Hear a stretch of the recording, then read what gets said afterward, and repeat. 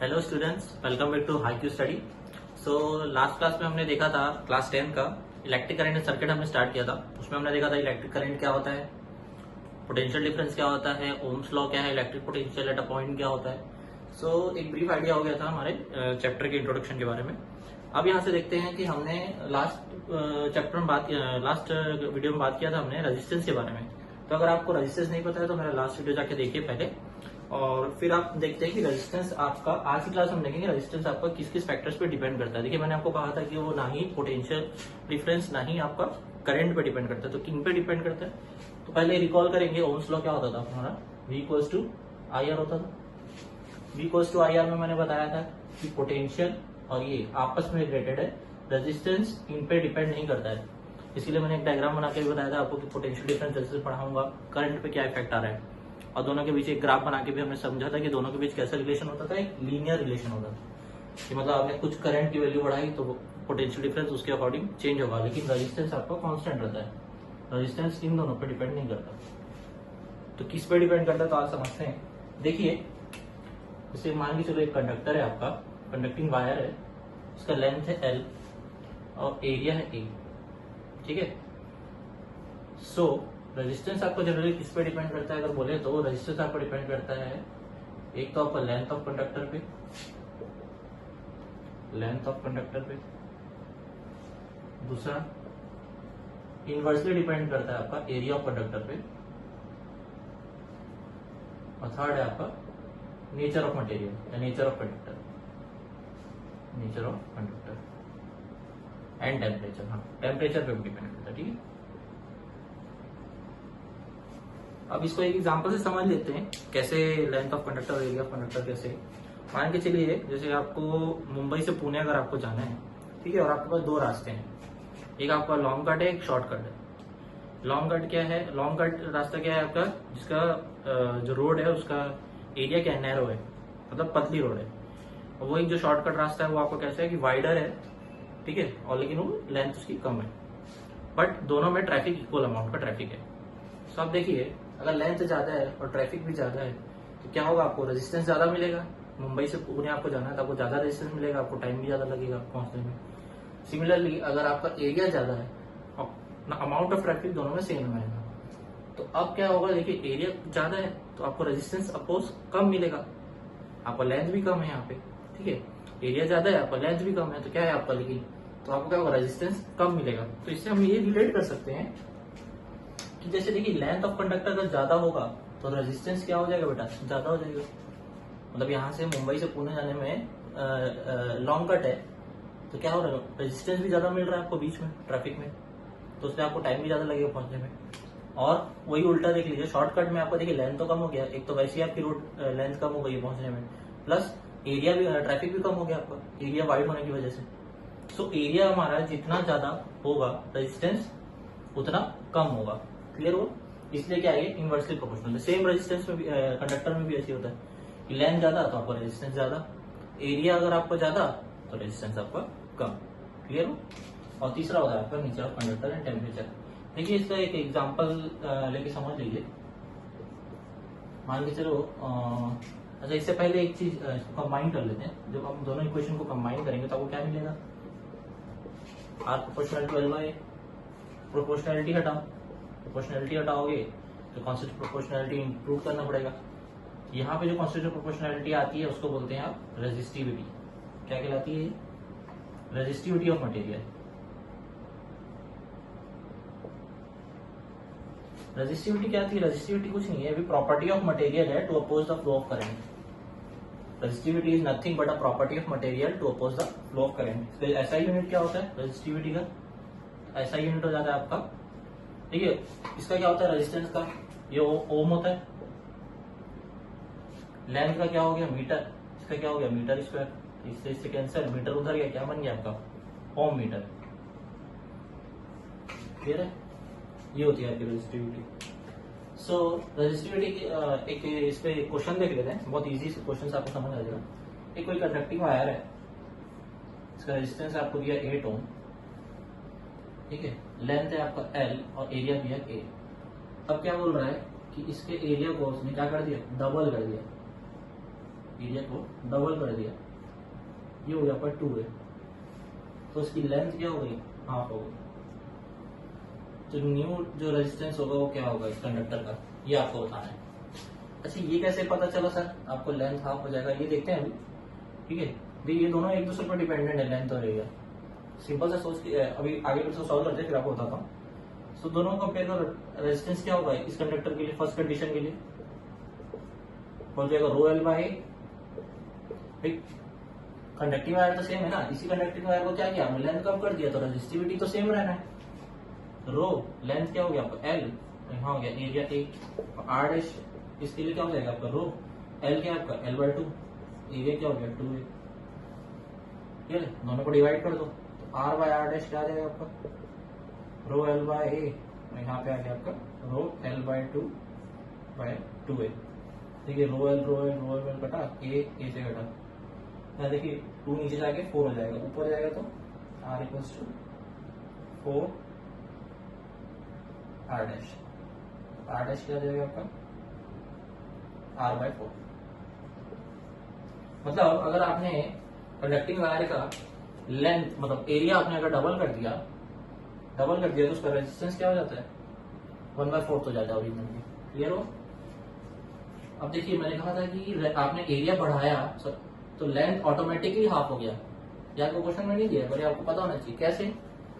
आप चलो इसको किससे कंपेयर कर सकते हो, आप इसका लेंथ बढ़ा दो, एरिया बढ़ा दो, कुछ भी बढ़ा दो, वॉल्यूम तो दोनों कंडक्टिंग का सेम ही रहेगा।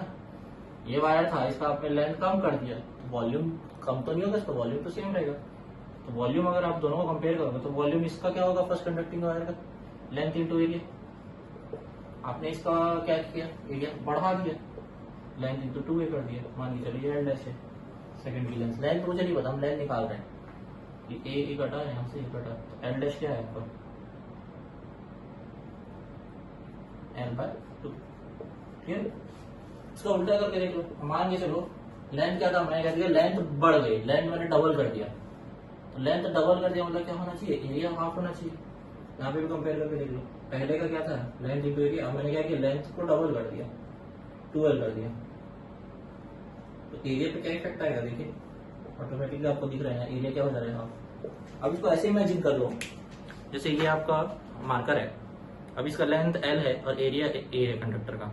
अब मैं इसका लेंथ खींच के इसको बड़ा कर दिया, यहाँ तक ले आया, डबल कर दिया, तो लेंथ मैंने डबल किया तो देखिए इसका जो एरिया ऑफ क्रॉस सेक्शन था क्या हो गया, कम हो गया। जब मैंने इसको खींच के लंबा किया, लेंथ बढ़ाएगी तो इसकी एरिया भी ऑटोमेटिकली दब गया। ये लेंथ को ये एरिया तो अकोमोडेट किया ना इसकी लेंथ की जगह, तो एरिया क्या हो गया, एरिया कम हुआ तभी तो लेंथ डबल हुई। इसका उल्टा सोचो, ये मार्कर है, अब इसको मैंने दबा दिया, ये मार्कर है, मैंने इसको दबा के इसको क्या कर दिया, एरिया कम कर दिया, मतलब यहाँ थी इतना पहले लेंथ था, मैंने इसको इतना कर दिया, तो लेंथ कम हुआ तो ये एरिया क्या हुआ उसका बढ़ गया। क्लियर है? तो दोनों आपस में कैसे इंडिपेंडेंट है। ठीक है, चलिए आगे देखते हैं। नेक्स्ट टॉपिक आपको combination of resistance.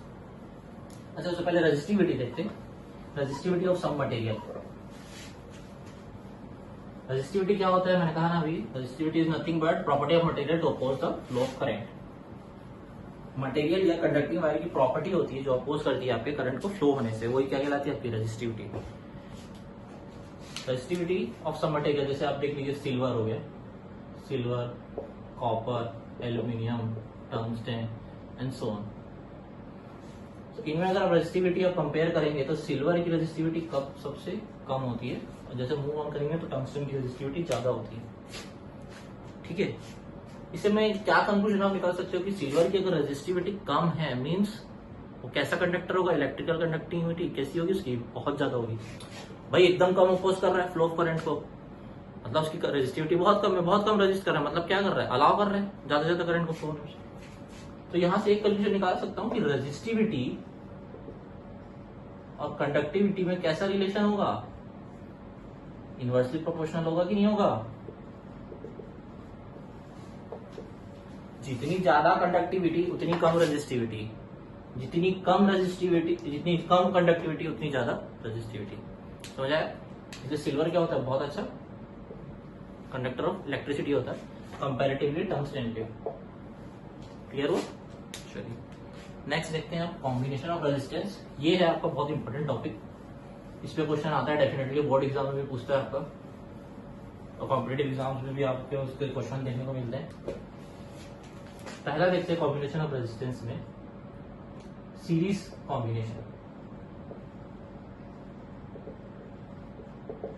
Series combination of resistance, एक सर्किट बनाते हैं फिर समझते हैं इसको।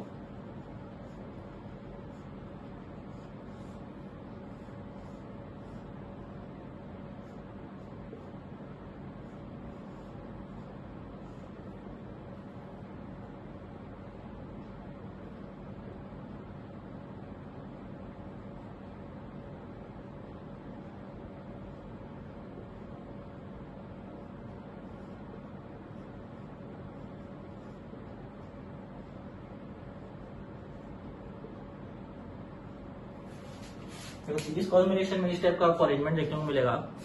What happens in this, you can say the series, इस एंड पॉइंट्स को आप जनरली आप टर्मिनल बोलते हैं। रेजिस्टेंस जहां से कनेक्टेड है उसका फर्स्ट एंड, और जहां पे वो एंड हो रहा है उसका सेकंड एंड, टर्मिनल्स कहलाता है आपको।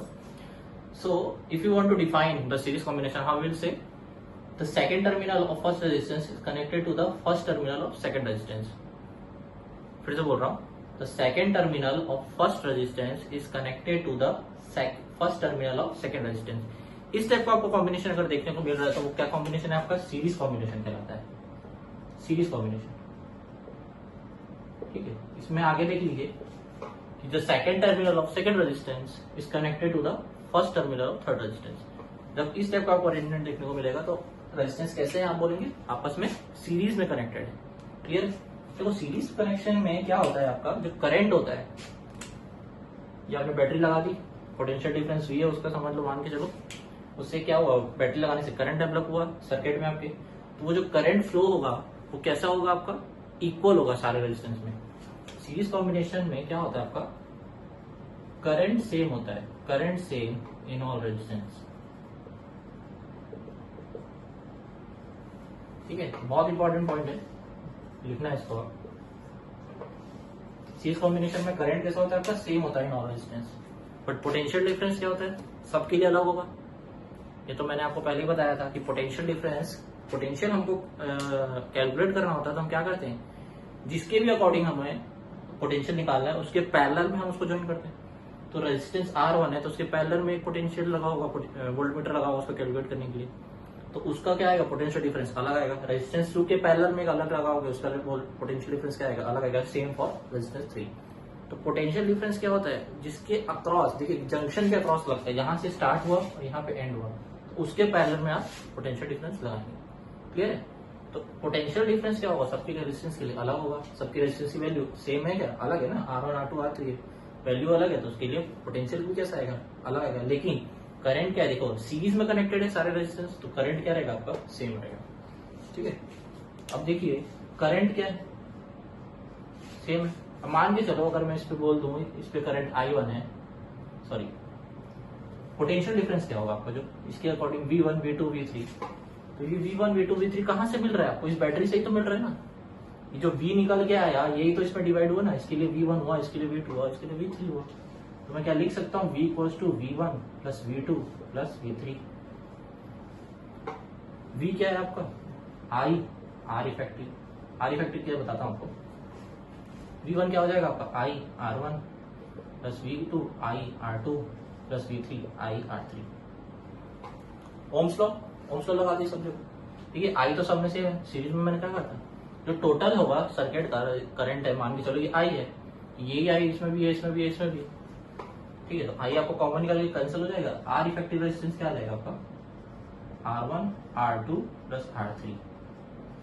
तो सीरीज कॉम्बिनेशन में आपका जो इफेक्टिव रेजिस्टेंस निकल के आता है वो R1 plus R2 plus R3 होता है। ये इफेक्टिव रेजिस्टेंस क्या है? इफेक्टिव रेजिस्टेंस मतलब नथिंग बट आपने क्या किया, ये 3 रेजिस्टेंस को हटा के उसकी जगह आपने एक रेजिस्टेंस लगा दिया। सॉरी, ये अमीटर है ना, मैंने गलती से वोल्टमीटर लगा दिया, ये अमीटर है। सो R इफेक्टिव मतलब ये 3 रेजिस्टेंस लगाने की वजह हमने कैलकुलेट किया कि अगर 3 की जगह मैं एक रेजिस्टेंस लगाऊं तो उस इफेक्टिव रेजिस्टेंस की वैल्यू क्या होनी चाहिए। मैंने जब कैलकुलेट किया तो मुझे क्या मिला कि वो तीनों रेजिस्टेंस को जोड़ दो। मान के चलो ये रेजिस्टेंस की वैल्यू थी 1, इसकी थी 2, इसकी थी 3, तो 3 + 2 + 1 कितना हो गया 6। तो ये 3 रेजिस्टेंस लगाने की जगह मैंने एक 6 ओम का एक सिंगल रेजिस्टेंस लगा दिया और इनको 3 को उससे रिप्लेस कर दिया। वो 3 क्या करेंगे, तीनों रेजिस्टेंस को अकोमोडेट कर लेगा या अकेला। क्लियर हुआ? तो ये कहलाता है आपका आर इफेक्टिव रेजिस्टेंस। ठीक है, कुछ नहीं है, इतना रेजिस्टेंस लगाने से अच्छा आपने क्या किया, स्पेस बचाया ना, आपने बड़ी रेजिस्टेंस लाया और यहाँ पे लगा दिया, आपका स्पेस भी बचा और आपको इतने रेजिस्टेंस लगाने की जरूरत भी नहीं पड़ी। तो ये क्या कहलाता है आपका इफेक्टिव रेजिस्टेंस। क्लियर? चलिए नेक्स्ट टॉपिक देखते हैं। इस पे दूसरा कॉम्बिनेशन ऑफ रेजिस्टेंस आ गया आपका पैरेलल। एक्चुअली आपको जनरली इसमें कैसे क्वेश्चन आते हैं सीरीज पैरेलल कॉम्बिनेशन में, आपको तो पहला क्वेश्चन तो यही हो गया कि आपको इफेक्टिव रेजिस्टेंस निकालने मिलेगा। आपको कॉम्बिनेशन दे देगा या तो सीरीज में या तो पैरेलल में, दोनों के मिक्स करके आधे रेजिस्टेंस सीरीज में कनेक्टेड रहेंगे, आधे रेजिस्टेंस पैरेलल में। आपको बोलेगा इफेक्टिव रेजिस्टेंस निकालना। दूसरा क्या बोलेगा कि कोई भी एक रेजिस्टेंस दे देगा, उसमें बोलेगा कि इस पर्टिकुलर रेजिस्टेंस पे कितना करंट फ्लो हो रहा है, वो भी आप निकाल लेंगे। ठीक है, जनरली सीरीज में तो पूछेगा नहीं, कि सीरीज में आपको पता है करंट सेम होता है। तो पैरेलल के केस में आपसे क्या पूछ सकता है कि करंट पर्टिकुलर रेजिस्टेंस पे कितना है, देखते हैं। नेक्स्ट हो गया आपका ये पैरेलल कॉम्बिनेशन।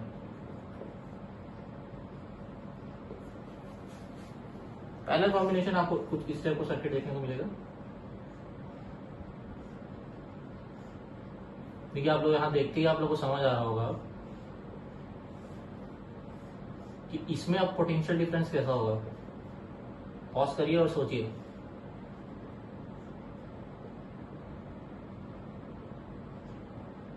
ये आई करंट आया, आपने जैसे बैटरी कनेक्ट करी, करंट आया आई, यहाँ तक क्या रहेगा, आई रहेगा। अब देखिए यहाँ पे क्या हो जा रहा है, आई को 3 अलग पाथ मिल रहा है।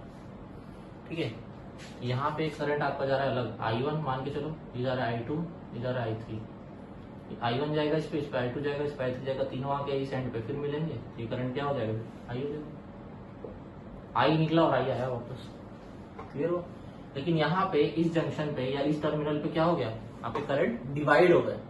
क्यों डिवाइड हुए? क्योंकि यहाँ पे कैसा है, रेजिस्टेंस आपका पैरेलली कनेक्टेड है। बट पोटेंशियल डिफरेंस क्या होगा, देखिए आप उसका, पहला रेजिस्टेंस, दूसरा रेजिस्टेंस और तीसरा रेजिस्टेंस, तीनों का स्टार्टिंग पॉइंट देखिए और एंड पॉइंट देखिए सेम है। तो उसके पैरेलल में आप क्या होगा, सिंपल एक लगा देंगे पोटेंशियल डिफरेंस। मान के चलिए आपने लगा दिया V1 ही लगा दिया।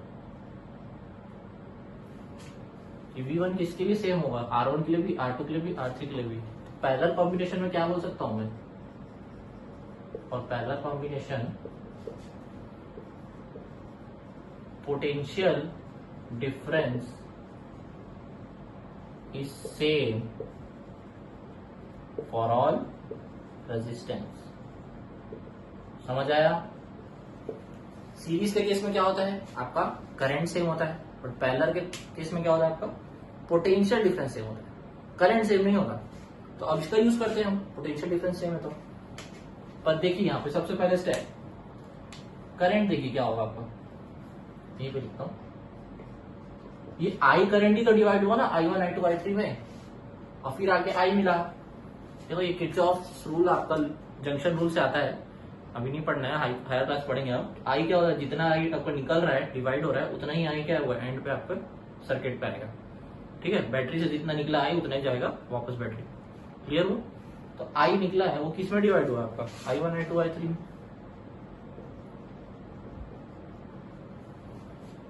समझ आया? ठीक है, V इक्वल्स टू क्या होता था आपका IR, तो I क्या हो जाएगा आपका V बाय R। यहाँ पे लगा दो V बाय R इफेक्टिव। अब R इफेक्टिव मतलब समझ रहे ना क्या बोल रहा हूँ मैं, V by R1 plus V by R2 plus V by R3। फिर पोटेंशियल डिफरेंस तो सबके लिए सेम है, तो V रहेगा, तो V कॉमन निकाले कैंसिल हो जाएगा, तो आपका R इफेक्टिव कितना आ जाएगा, देखिए 1 by R effective equals to 1 by R1 plus 1 by R2 plus 1 by R3। ये हो गया आपका इफेक्टिव रेजिस्टेंस। इसका मतलब क्या हो रहा है कि ये 3 पैरेलल जो था, 3 पैरेलल को हटा के आपने क्या कर दिया है, एक कॉमन रेजिस्टेंस लगा दिया, आर इफेक्टिव रेजिस्टेंस, जो वो तीनों रेजिस्टेंस को अकोमोडेट करेगा।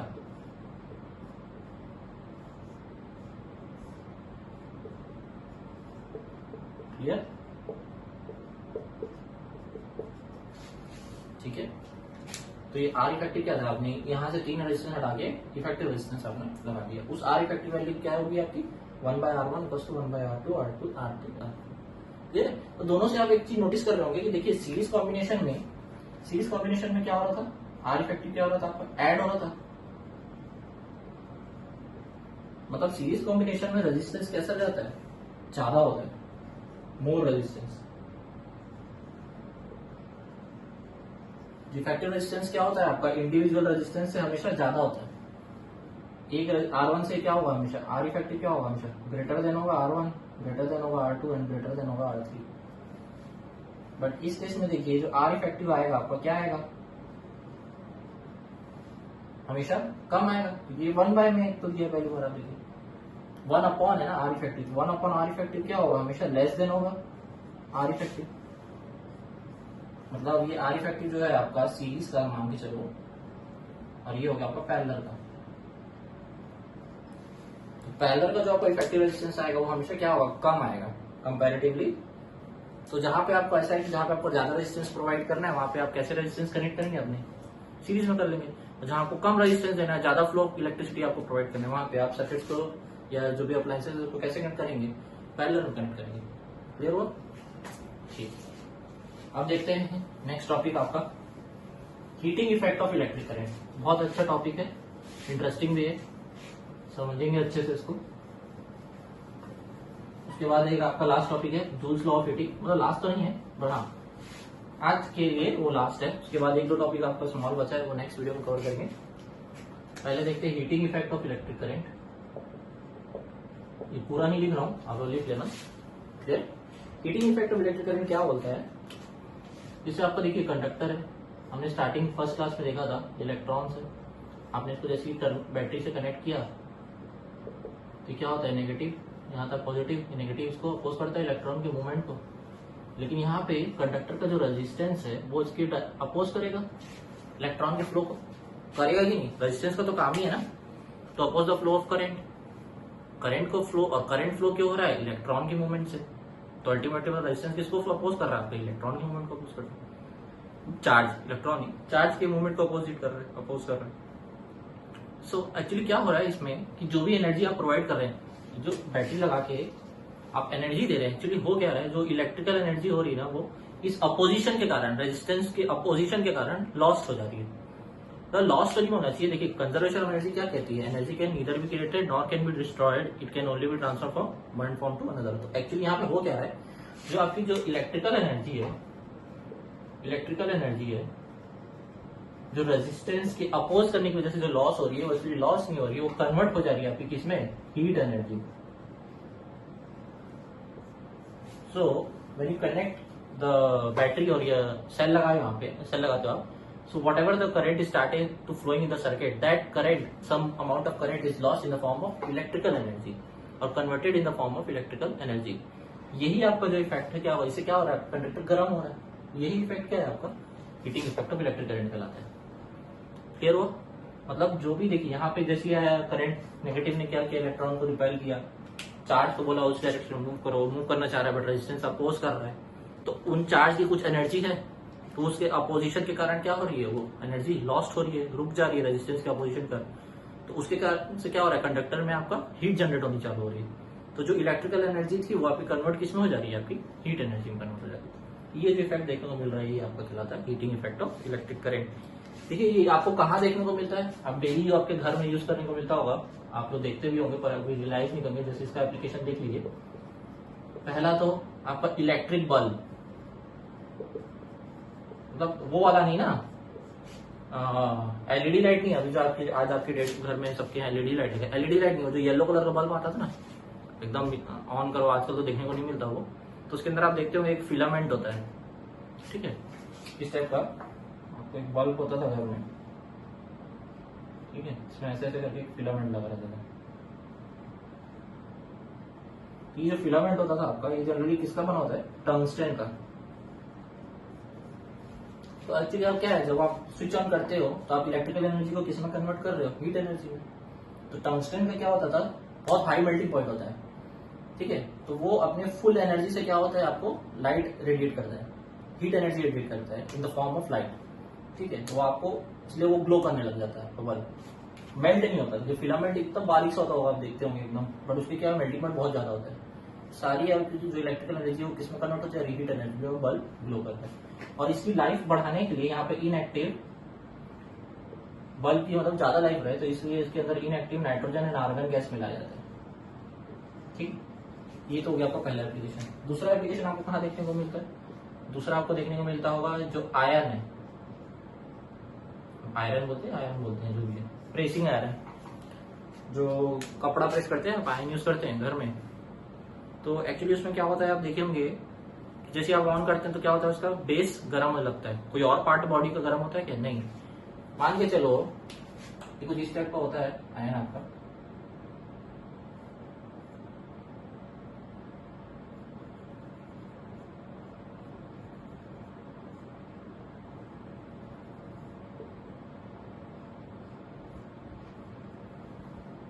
कुछ स्ट्रक्चर होता है यहाँ पे आपका, ये जो होता है आपका पार्ट, ये किससे बना होता है आपका, माइका से। क्यों बना होता है, अब पता चला आपने ऑन किया, स्विच ऑन किया, प्रेस करने जा रहे और गलती से नीचे का पार्ट टच हो गया, शॉक लग गया, वहीं खत्म। ठीक है, तो क्या है कि आपको ऐसा मटेरियल चाहिए जो उसकी इलेक्ट्रिकल एनर्जी, जैसे आपने कन्वर्ट किया है, इलेक्ट्रोड से कनेक्टेड है, क्या होता है यहाँ पर, एक हीटिंग कॉइल होता है आपका। तो हीटिंग कॉइल क्या होता है, हीट होना चालू होता है, और हीटिंग कॉइल अपनी हीट किस पे ट्रांसफर करता है, इस बेस पे। ये बेस किसका बना है आपका, माइका का। इसलिए बना है क्योंकि माइका आपका कैसा होता है, गुड कंडक्टर ऑफ हीट होता है आपका, but poor conductor of electricity. मतलब आपका हीट तो पास होने देता है लेकिन करंट पास नहीं होने देता, और करंट पास होने दिया तो गए बेटा फिर।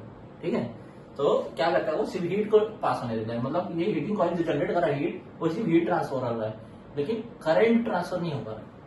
ठीक है, इसलिए माइका का यूज किया जाता है। तो ये हो गया आपका एप्लीकेशन, आपका heating effect of electrical current. Clear, ठीक। एक लास्ट बचा आपका, जल्दी से देख लेते हैं, जूल्स लॉ ऑफ हीटिंग। देखिए ये भी अच्छा है, joules law of heating. I think ये आपका सीबीएसई में नहीं है, पता नहीं, मुझे ध्यान नहीं उतना, बट हाँ एनसीईआरटी में ये चीज नहीं पढ़ाई जाती। Joule's law of heating as a formula के बेस में शायद पढ़ा देते हैं, अब मैंने उतना रिफर नहीं किया है, बट हाँ चलो अच्छा, अगर नहीं है और जिनका है तो यहाँ पे जान लो क्या होता है जूल्स लॉ ऑफ हीटिंग। पहले तो इसको लिख लेते हैं। देखिए लॉ है ना, मैं बार बार कहता हूँ, लॉ का कोई प्रूफ नहीं होता, एक्सपेरिमेंटली ऑलरेडी प्रूफ है। ठीक है, तो वो एक्सेप्टेड है, वो चीज सारी साइंटिस्टों ने इतने साल में बर्बाद किया एक्सपेरिमेंट करके, तब जाके उन्होंने लॉ दिया है। आपको उसको प्रूफ करने की जरूरत नहीं है। लॉ आपका एक्चुअली क्या आता है, H+I²RT। अच्छा ये आता कैसे है, तो याद करो, रिकॉल करो फर्स्ट डे जब हमने पोटेंशियल डिफरेंस पढ़ा था, तो हमने क्या कहा था, पोटेंशियल डिफरेंस क्या होता है, the work done to being a unit positive charge from infinity to that particular point. और पर्टिकुलर पॉइंट मतलब कहीं इंफिनिटी से लाके एक पॉइंट पर ला रहे तो electric potential at that point कहलाता था। और अगर किसी दो पर्टिकुलर पॉइंट के बीच हम अगर चार्ज को मूव करा देते, क्या होता है इसका, potential difference between this two points, ये कहलाता है। लेकिन इसके लिए क्या करना पड़ेगा, आपको वर्क करना पड़ेगा, अपने आप तो आएगा नहीं। तो पोटेंशियल डिफरेंस क्या हो जाता है आपका, वर्क डन बाय चार्ज होता था। अभी लास्ट में हमने हीटिंग इफेक्ट पढ़ा, उसमें हमने क्या देखा कि जो भी इलेक्ट्रिकल एनर्जी थी वो किसमें कन्वर्ट हो गई, हीट एनर्जी में। वर्क भी क्या है आपका, एक तरह की एनर्जी तो है ना, तो वो जो इलेक्ट्रिकल एनर्जी थी इस केस में वो क्या हो रही थी, आपकी हीट एनर्जी में कन्वर्ट हो रही थी। तो क्या मैं इसको V = H/Q लिख सकता हूँ, यहाँ पे H समझ लो आपका ये हीट एनर्जी को डिनोट कर रहा है। ठीक है, तो H क्या हो जाएगा आपका, VQ। अब रिकॉल करो, करंट का हमने क्या याद किया था, current equals to rate of flow of charge, बताया था हमने। ऐसे Q की वैल्यू क्या आ जाएगी, IT, H क्या आ गया आपका, VIT। यहाँ पे आ गया, अब V को जगह डाल दो आप IR, H क्या आ जाएगा, V = I²RT। यही होता है आपका joules law of heating. Easy है, बहुत इजी है, तो जिसमें वो नहीं था। इसके दो फॉर्म और देख लेते हैं। देखो H = VIT था, इसको आप एनक्लोज करेंगे एक I²RT। अब मान के चलो यहाँ पे V की जगह आपने IR रखा, अब I की जगह V/R लिख दो, V को ऐसे रहने दो और I की जगह लिख दो V/R। तो क्या हो जाएगा, V/R × T, H = V²T/R। तो ये तीन फॉर्म आपको ध्यान रखना है। ठीक है, जिसके भी बीच में दिया आपको, देखिए पोटेंशियल डिफरेंस दिया है, I दिया, T दिया, तो ये फॉर्मूला यूज कर लिए। I दिया, R दिया, T दिया, तो ये फॉर्मूला यूज कर लिए। V दिया, R दिया, T दिया, तो ये फॉर्मूला यूज कर लिए। ठीक है, हर तरीके से आप निकाल सकते हैं कितना हीट एनर्जी आपकी प्रोड्यूस होगी। तो joules law of heating actually क्या कहता है? जूल्स लॉ ऑफ हीटिंग कहता है कि जो हमारा हीट जनरेट हो रहा है कंडक्टर में वो किसके प्रोपोर्शनल है? Square of current flowing the conductor, दूसरा रेजिस्टेंस ऑफ करंट, और तीसरा हो गया आपका time for which the current flowing in the conductor, capital T या स्मॉल टी जिससे भी डिनोट करना है। ठीक, ये होता है आपका जूल्स लॉ ऑफ हीटिंग। तो यहां तक हो गया। अब एक दो टॉपिक और बचा है, उसको हम नेक्स्ट वीडियो में देखते हैं बेटा। उसमें आपका आ जाएगा डोमेस्टिक सर्किट। ठीक है, नेक्स्ट क्लास में देखेंगे हमारा डोमेस्टिक सर्किट, जो आपके घर में जो सर्किट यूज होता है वो एक्चुअली कैसा आ रहा है, पोल से आ रहा है, कैसे कनेक्शन है, कौन से वायर यूज हो रहे हैं, क्या मैकेनिज्म यूज हुआ है उसके अंदर। तो डोमेस्टिक सर्किट आपका वो देख लेंगे। दूसरा देख लेंगे आपका एक छोटा सा टॉपिक है इलेक्ट्रिक पावर, और ज्यादा से ज्यादा होगा तो प्रिकॉशन भी देख लेंगे, प्रिकॉशन ऑफ यूजिंग। वैसे ये बताने की जरूरत नहीं है,